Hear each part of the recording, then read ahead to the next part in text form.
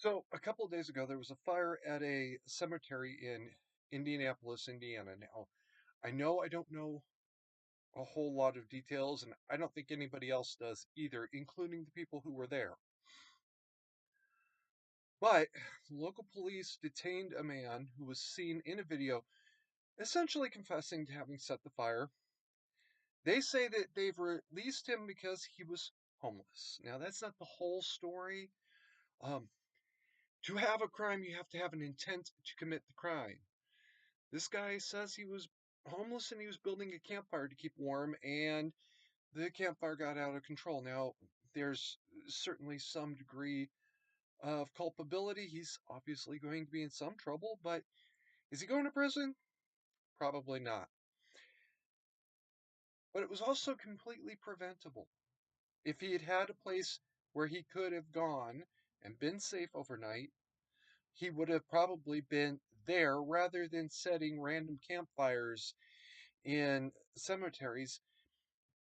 Having been there and done that myself, I can say pretty good chance he thought nobody's going to look in the cemetery and I'll be fine. I just keep control over my fire. Well, that's what didn't happen.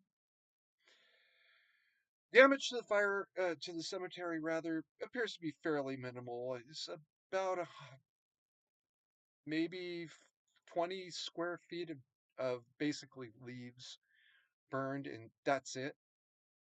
Um, the trees that it was burning under don't appear to have been significantly damaged. There's quite a bit of smoke uh, marking and a little bit of maybe charring down towards the very, very bottom, but the videos that I saw were not very clear.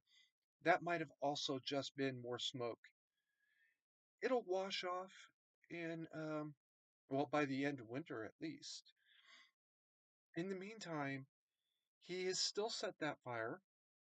He's going to set another fire, as are hundreds of other people tonight alone. My old stomping grounds in Shasta County, there was a very significant wildfire that broke out 4 years ago, I think it was. About that.